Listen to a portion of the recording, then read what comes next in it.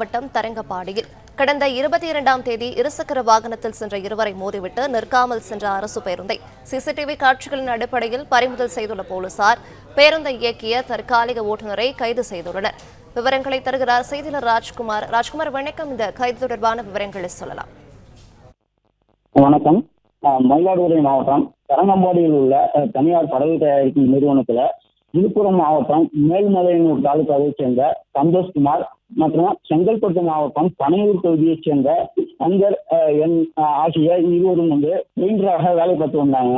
இந்த நிலையில சந்தோஷ்குமாரும் சங்கரும் கடந்த 22ஆம் தேதி இருசக்கர வாகனத்துல புதுச்சேரி மாநிலம் காரைக்கால் சென்றுவிட்டு தரங்கம்பாடியை நோக்கி தேசிய நெடுஞ்சாலையில வந்துட்டு இருந்தாங்க. அப்போது மயிலாடுதுறை மாவட்ட எல்லையான நந்தலாறு சோதனை சாவடி அருகே செல்லும் போது அடையாளம் தெரியாத வாகனம் மோதியதுல 2 பேரும் சம்பவ இடத்திலேயே அடிபட்டு இருந்தாங்க.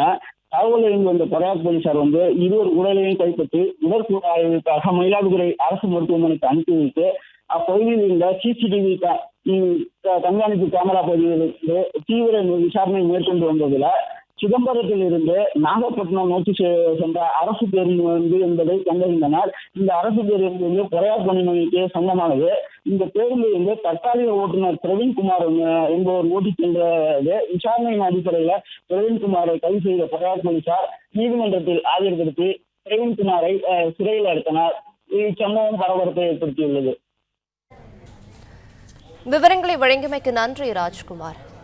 பிளே ஸ்டோர் மற்றும் ஆப் ஸ்டோரில் இருந்து பாலிமர் செயலியை QR கோடு மூலம் பதிவிறக்கம் செய்யுங்கள்.